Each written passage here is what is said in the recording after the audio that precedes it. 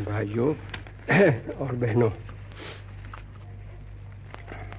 पहले तो जो भाइयों ने शिकायत की थी, 3 ने, एक हमारे मित्र हैं, वो तो हैं, वो तो सबसे ही हैं, लेकिन जो 3 ने शिकायत की वो भी बिल्कुल शांत रहे। उनका कहना था, वो उन्होंने सुना दिया, तो उनको तो मैं धन्यवाद देना चाहता हूँ।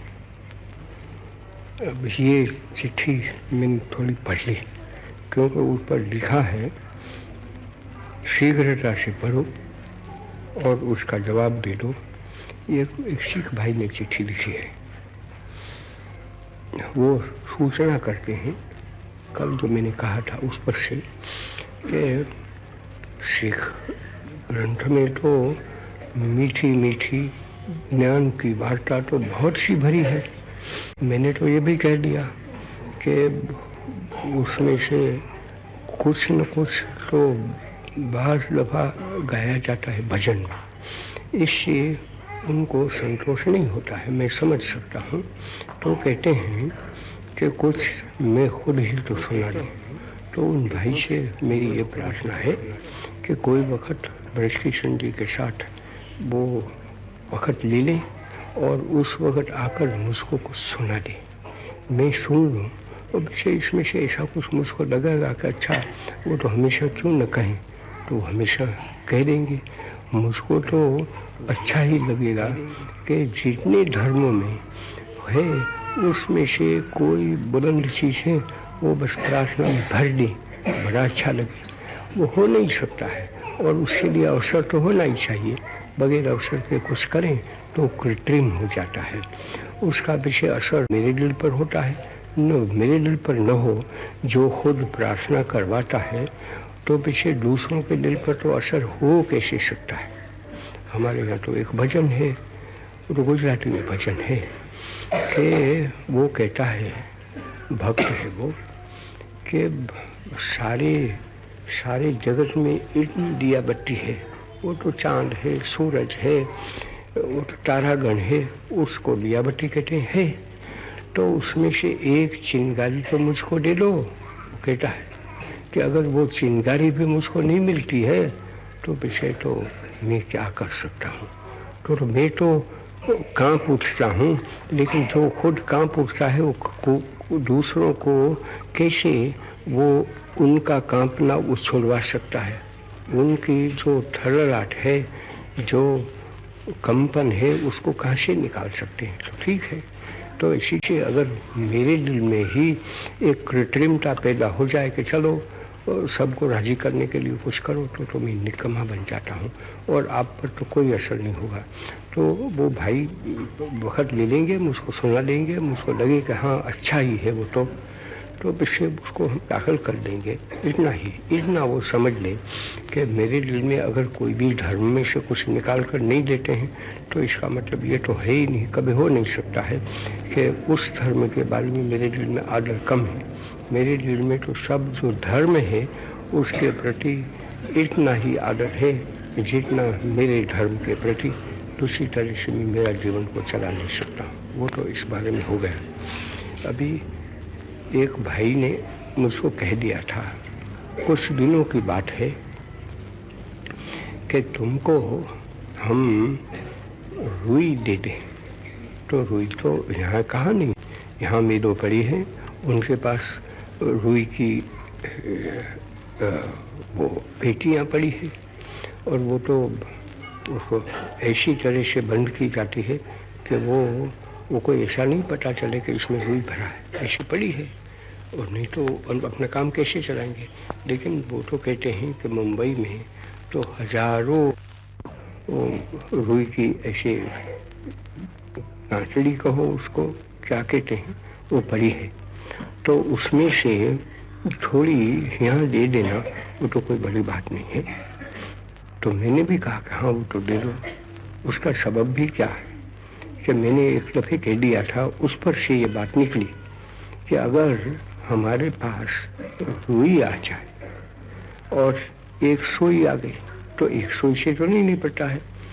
एक कुरुक्षेत्र में ही अभी तो 2 लाख वो शरणार्थी पड़े हैं और रोज नए आते जाते हैं, तो उनके पास ये काम लेना तो एक सुई से तो नहीं चलेगा ना, लेकिन सुई हमारे पास काफ़ी मिले, धागा सीने का मिले और वो कैली को मिले, या तो गाढ़ा मिले, गाढ़ा तो इतना नहीं मिल सकता है, काली को तो मिलों का है मिले, तब वो तो उन लोगों को, शरणार्थियों को ये रू बांट दो, और पीछे उनको रू को थोड़ा साफ करना पड़ता है, हाथों से साफ हो जाता है, और उसमें से पीछे वो रजाइयाँ बना ले अपने हाथों से, तो जो बनी हुई रजाई का दाम पड़ता है, उसी आधे दाम से ये काम हमारा निपट जाता है, और जितना चाहिए इतना रू तो पीछे मिलेगा।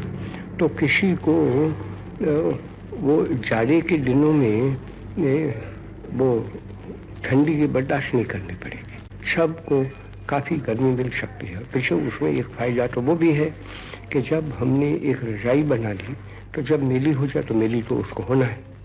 मैं कली को माना कि रंगीन मिले हमको, रंगीन मिले तो भी कोई तो रंग है, उसका मतलब ये कि मेल तो है, लेकिन वो मेल हमारे देखने में नहीं आता है, तो वो भी जो बुरी बात है। इससे तो बेहतर है कि सफ़ेद हो तो उसमें मेला हुआ, तो जब हमारे धोना है तो बहुत धो सकते, तो ऐसे नहीं धो सकते कि रुई उसमें भरा है तो भी। लेकिन जब हमने ही धागे से सी लिया है, मोटे मोटे धागे होंगे, तो उस धागा को तोड़ डालें और रुई को रखें, धूप में रखें, उसको थोड़ा फैलावे तो दोबारा तो धुन की चलाई ऐसा हो जाता है, और पीछे वो रजाई का कपड़ा है उसको साफ करें, पीछे उसमें भर के, तो दो हमको फायदा मिलता है। एक तो हम नई रजाई बना लेते हैं और पीछे नई गर्मी पैदा कर लेते हैं। रुई का तो यह है, वो ऊन का कपड़ा का नहीं रहता है। रुई की अगर रजाई बना लेते हैं तो थोड़ी दब जाती है, तो पीछे उसमें से जो गर्मी मिलती है वो इतनी नहीं मिलेगी, कुछ तो मिलेगी। इसलिए अगर उसको नई बना लेते हैं तो एक तो खूबसूरत लगती है और पीछे मिल जाती है, और हजारों या तो कहो कि लाखों रुपया बच जाता है, क्योंकि हमारे तो लाखों रुपया आदमियों के पास से काम देना है। तो इस तरह से मैंने कहा, तो मुझको लगा कि मैं यहीं आपके मार्फत से जो ऐसे दानी पड़े हैं कि जो हमको रजाई नहीं दे सकते हैं क्योंकि वो कोई मिल नहीं बना चलाते हैं, लेकिन उनके पास वो तो सिर्फ कपास के ही या तो रुई के ही सौदागर रहते हैं ना, तो वो रुई हमको देने के लिए तैयार हैं। तो मैं कहता हूँ कि जितनी वो दे सकेंगे वो उसका स्वीकार कर लूँगा, उनको मैं धन्यवाद भेज दूँगा, और मैं चाहता हूँ कि वो भी करें। यूँ भी तो हमको अभी तो मैं यहाँ जाहिर नहीं करता हूँ, लेकिन अभी भी या तो पैसे आते हैं या तो कोई न कोई रजाई भेज देते हैं, या तो कमल भेज देते हैं, लेकिन कुछ आता ही रहता है, तो वो सिलसिला तो अच्छा लगता है। लेकिन हमारे रेफ्यूजीज भी तो आते ही रहते हैं, उनको सबको पहुंचाना, हुकूमत को तो पहुंचा नहीं है, हुकूमत से हो सके वो करें, लेकिन हुकूमत खुद दब जाएगी अगर सब बोझ उन पर रखें। आज तो हुकूमत जो हुकूमत चलाते हैं उनकी नहीं है, हुकूमत तो आपकी है, मेरी है, और वो तो हमारे नुमाइंदा होकर जाते हैं। उसको जब उनको हटाना चाहते हैं तब हटा सकते हैं, और रखना चाहते हैं तो रख सकते हैं। लेकिन जब आपको मैं ये रुई की ही बात करता हूँ तो मुझको ऐसा ख्याल आता है कि आपको दोबारा जो मैं कहना चाहिए था वो सुना दूँ, वो हमारे कपड़ा के लिए कि मेरे पास तो बहुत तार आते हैं, खत आते हैं कि ये तो तुमने निकाला हो बड़ा अच्छा है, हिंदुस्तान आज तो मरा हुआ सा लगता है। ये तो हमारा झगड़ा चलता है, उसको छोड़ो, झगड़ा तो यहाँ चलता है, उत्तर में चलता है, वहाँ तो कोई दक्षिण में तो है ही नहीं। आज तो खैर थे, लेकिन जो भूख है और जो कपड़े की तंगी महसूस करते हैं वो तो सारे हिंदुस्तान में है। वो तंगी तो ऐसी है कि जिससे हमें पता तो न चले कि कैसी तंगी है, लेकिन वो तो ऐसी बुरी है कि पीछे उसमें तो करोड़ों की जान चली जाए, हमें पता भी न चले। तो ये तो बहुत कठिन बात हो गई, मुश्किल की बात हो गई। तो वो तो हमारे हटाना है तो हम हटा सकते हैं, और मुझको बिल्कुल विश्वास है और दिन प्रतिदिन बढ़ता जाता है कि वो अनाज की तंगी है और कपड़े की तंगी है तो हमने बनाई है। हकीकतन वो दो में से एक भी तंगी यहाँ है ही नहीं। तो आज तो मैं कपड़ा की तंगी नहीं है वो बताना चाहता हूँ। बता तो दिया है मैंने, लेकिन क्यों, वो जो रुई की कांसली की बात हो गई ना, तो बताता है कि रुई अगर हम चाहें सबके लिए करना तो सब तो कहाँ से दें, वो तो वैसे बहुत दान हो गया बड़ा। करें तो वो कोई बड़ी बात तो हो नहीं सकती है कि कहें कि अगर सब वो कपास को ढूंढती चलावे और उसका कपड़ा बनकर पहनना चाहें, वो शर्त करें और पीछे किसी के पास कपड़ा मांगे ही नहीं, तो हम जितना रूहे चाहिए इतना मुफ्त दे देते हैं। ये कोई मुझको आश्चर्य की बात नहीं होगी ये बने तो, लेकिन कैसे वो बने कि जब हम आज आलसी हैं, वो आलस्य को छोड़कर हम उद्यमी बने। और वो कोई यहाँ इतने ही उससे तो नहीं निपटता है ना, सारा हिंदुस्तान को इसमें तो पूरा हिस्सा देना है। अगर वो हिस्सा दें तो वो खूबी से हम कर सकते हैं। तो कैसे वो करें, तो मैंने तो बताया है कि हमारे पास सब सामान तो पड़ा है, करघा चाहिए, चरखा चाहिए, वो सब है। लेकिन मुझको ख्याल आता है कि इतने शरणार्थी है, उसको शरण चाहिए। वो बेकार बैठे, सब पूछते हैं कि हमको कुछ धंधा दे दो।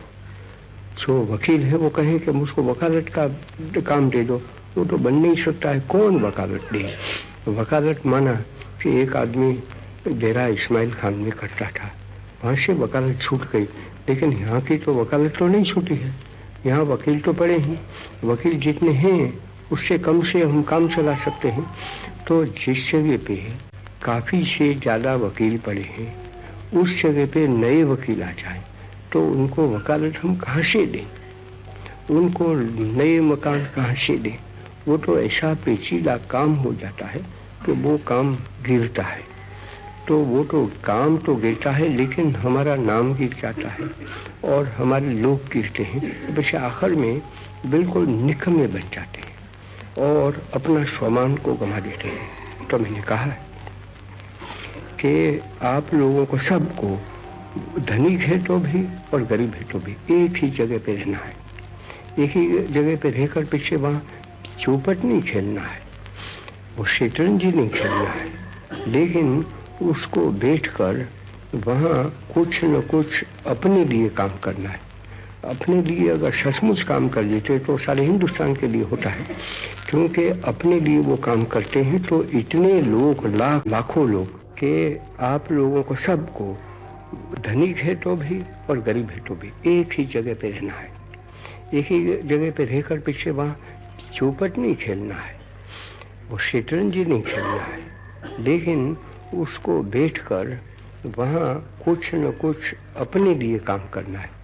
अपने लिए अगर सचमुच काम कर लेते तो सारे हिंदुस्तान के लिए होता है, क्योंकि अपने लिए वो काम करते हैं तो इतने लोग, लाखों लोग, लाख भी नहीं लेकिन लाखों लोग, माना कि 35 लाख या तो उससे भी अधिक, इतने आ गए हैं नए पाकिस्तान से आए। यहाँ की बात तो नहीं है, यहाँ तो हैं, भरे हैं वो, लेकिन इतने आए हैं। वो सब अपनी अपनी शिविर में, कैंप में वो ऐसा काम शुरू कर दें तो वो तो आसान चीज़ हो जाती है। सोई तो हर जगह पे मिल जाती है और पीछे वो हुई, लेकिन वो तो मामूली एक वक्त बना लिया, पीछे क्या। तो उन लोगों को काटना है, मर्दों को और स्त्रियों को। कब कि जब दूसरा सब काम हो गया है तो बचा लें। तो वो तो 1-1 घंटा, 2-2 घंटा, उससे भी अधिक। मैंने तो बहनों को देखा है कि 8 घंटा तक काटती है, उसको थकान नहीं होता है। वो चरखा चीज़ ऐसी है कि उसमें थकान होने की कोई ज़रूरत नहीं है, आस्ते आस्ते चरखा चलता है। तो चरखा चलावे, लेकिन चरखा इतना कहाँ से दें, आज कहाँ से मिलेगा? तो तकली है, तकली तो मिल सकती है जितनी चाहिए। और वो चकली तो लोखंड की तो बनती है, उसको भी कुछ तैयारी करने में तो वक्त जाता है।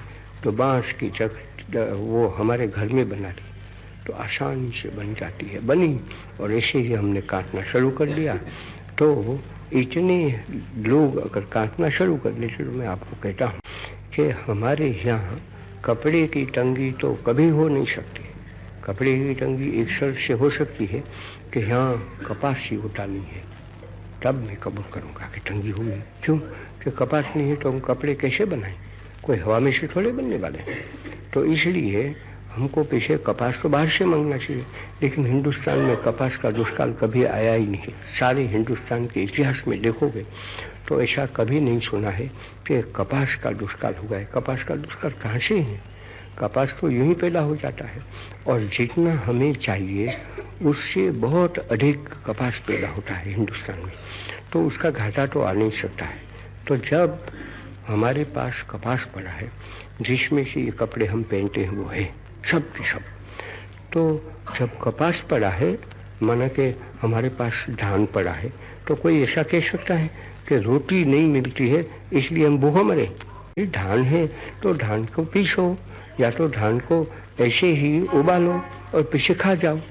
तो उबालने की या तो पीसने की बात हो, पीछे रोटी पका कर खा जाओ। एक बहन को मैं कह दूँ कि आपको मैं इतने गेहूँ दे देता हूँ, तो वो तो भूखों नहीं मरने वाली है। गेहूँ उसने ले लिया, गेहूँ को पीसेगी, पीसने का भी कोई सामान नहीं है तो गेहूँ को अगर अंगार भी मिला तो अंगार तो मिलना ही चाहिए, तो उसको पका लेगी तो हर एक गेहूँ है वो रोटी है आपकी, और उसमें तो बहुत खूबी भरी है, मीठा भी बहुत है, पकाने में कुछ देर लगती है, तो न उसमें घंटी चाहिए न कोई भी चीज़ चाहिए, और वो खाने में थोड़े गेहूँ खा लिए और हमारा पेट भर जाता है, क्योंकि वो तो चबाना चाहिए। तो जब चबाते हैं तो उसमें से हमको पूरा संतोष मिल जाता है। और पीछे भाजी वगैरह उसके साथ तो दूसरी बात है। मैं तो एक उदाहरण आपको देता हूँ कि हम कैसे अपना काम को चला सकते हैं। तो इसी तरह से मैं इनको कह दूँ कि बहन आपको कपड़ा तो मेरे पास नहीं है, लेकिन मैं तो आपको कपास ले लेता हूँ, तो कपास ले लो। कपास में से वो जो निकलते हैं कपासिया उसको निकाल लो, तो एक तो वो हमारे पशु के लिए वो खुराक भी मिल जाता है, और पीछे जो रुई रहा, रुई को हाथ से करे, कुछ धुनकी से चढ़ावे और उसमें से पुनिया बना दे, उसमें से सूट बना दे, और पीछे उसमें से कपड़ा बना दे। उसमें से कपड़ा बना तो करघा चाहिए, तो करघा मिलना कोई कठिन बात नहीं है, पुरुष भी तो पड़े। माना कि जितने वो शरणार्थी है वो इस काम को कर लेते हैं, तो एक सारे हिंदुस्तान में हवा पैदा हो जाती है कि हमारे तो अभी कपड़ा हमारे हाथ से बनाना है, और नहीं तो हमारे नंगा फिरना पड़ेगा। ऐसा सुंदर शुभ अवसर हिंदुस्तान में अगर आज आ सकता है, और जिसकी ओर हमारा ध्यान चला जाए, तो मैं आपको कहता हूँ कि आज जो एक जहर भर गया है और फैल रहा है अभी भी, वो जहर नहीं होगा, इसमें मेरे दिल में कोई शक नहीं है। तो एक खूबी की बात है। यूँ भी मैं तो इरादा तो करता था, लेकिन ये हमारी लेडी माउंटबेटन है ना, वो तो शादी औरत है, तो वो तो फिरती रहती है, जब मौका मिलता है तो गई थी। तो ये कुरुक्षेत्र में जो कैंप चलते वहाँ भी दूसरी जगह पे एक ही कैंप में गई ऐसा नहीं है, लेकिन वो तो बहुत बड़ी शहर सा हो गया ना, 2 लाख की आबादी हो जाती है और पीछे बढ़ती जाती है। तो उनको मिला तो सबने कहा कि वो महात्मा कहाँ बैठा है, छुप गया है कि कभी भी हम उसको देख सकेंगे, क्योंकि वो मोहब्बत पड़ी है। गुस्सा तो आवे, लेकिन वो मोहब्बत है वो गुस्सा को पीछे खा जाती है। गुस्सा तो यूँ आवे कि महात्मा पड़ा है, वो तो पंजाब का बन गया, पंजाब में रहा है, हमारे पास से इतना सूट कटवाया, ये किया वो किया, अब भी क्यों उसके जिंदा होते हुए इतनी परेशानी में हमको पड़ना पड़ा।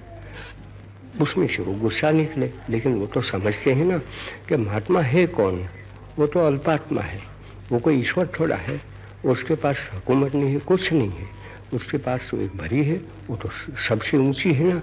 गाती है वो लड़की कि सबसे ऊंची प्रेम से गाई वो मेरे पास तो पड़ी है।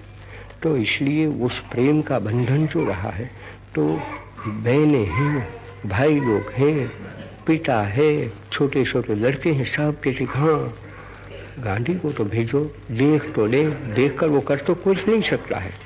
तो वो कहती है मुझको आज आई कि अभी तो तुम्हारे इतना तो करना ही चाहिए। मैंने तो लोगों को कह दिया, कहाँ मैं भेज दूंगी, भेज सकती है। आखिर में वो तो वाइसरॉय की दीदी है, आज वाइसरॉय नहीं रहे तो क्या, वो तो हमने, जवाहरलाल ने, सरदार ने, सब ने उनको कहा कि आप वाइसरॉय मिल जाते हैं तो कोई हमारे खादिम तो नहीं मिल सकते, तो आप यहाँ रह जाए। अब पहला हमारा गवर्नर जनरल हम किसी को बना तो सकते हैं, लेकिन आप ही के हाथ से ये सब चीज़ बनी है और अभी तो काफ़ी बाकी पड़ी है, तो आप यहाँ रह जाए, हमारे खादिम बन के तो अच्छा है। तो वो रह गए। तो पीछे उनकी बीवी, तो वो तो चीज़ तो पड़ी है उसमें, तो वो कह तो सकती है ना मेरे तरफ से भी कि अच्छा मैं उसको भेज देती। तो उसको कहा, तो मेरे पास आ गई और पीछे मुझको कहा कि अभी तुम जाएगा तो अच्छा है। तो मैंने उसको कह दिया कि मैं जाऊँगा। तब कब जाएगा वो बात हुई, तो वहाँ तो वो तो ये लाउड स्पीकर तो है ही नहीं, और मैं जल्दी न जाऊँ तो पीछे हमारे बीच में वो ऑल इंडिया कांग्रेस कमेटी आ जाती है, वो छोड़ कर तो नहीं जा सकता हूँ। तो 8 दिन चले जाते हैं, शायद जाने भी चाहें, तो उसके बाद जाना वो भी अच्छा नहीं है। तो ऐसा तीज हुआ कि भले बाद में जाऊँ, लेकिन यहाँ से ही इस यंत्र के मार्फत में उनसे बात करूं, लेकिन उसके लिए वहाँ कुछ यंत्र होना चाहिए, तब तो बात हो सकती है। तो कर ली, उसमें कुछ दिन जाते हैं। तो मैंने सोचा कि आज ही तो मैं कह दूंगा कि इतनी मोहब्बत से वो खींचते हैं, इतनी मोहब्बत से वो तो पानीपत पे मुझको बुलाते हैं, तो पानीपत तो जाऊँगा। वहाँ छोटी तादाद है, उनको मैं मिल सकूँ। वहाँ बड़ी काफ़ी मुसलमान परेशान है, लेकिन वहाँ जो मुसलमान है वो भी बुलाते हैं, जो वहाँ पानीपत में रहते हैं वो हिंदू भी बुलाते हैं। वो भी कहते हैं कि हम तो आपस में मिलजुल कर रहने वाले हैं, कब बरसों से रहे हैं, अभी क्यों ये हो गया है। वो तो ईश्वर की खूबी है, हम पागल बन गए हैं, इसलिए वो भाई भाई है वो जुदा बन जाते हैं, दुश्मन से बन जाते हैं। तो दुश्मन बने भी नहीं हैं, तो भी ऐसा हो गया है। तो पीछे बुलाते हैं कि आ जाए तो आ जाए। तो मैंने कर लिया है कि मैं चला जाऊंगा, कोशिश करूंगा, और वहाँ तो इसकी ज़रूरत नहीं है तो मैं चला जाऊँ। तो कोशिश करूंगा कि मैं सोमवार को तो वहाँ जाना, और पीछे वो ऐसे यंत्र से उन लोगों के साथ बात कर लेना कुरुक्षेत्र में, और पीछे कुरुक्षेत्र में ये सब काम कांग्रेस का निपट जाए तो पीछे वहाँ जाना।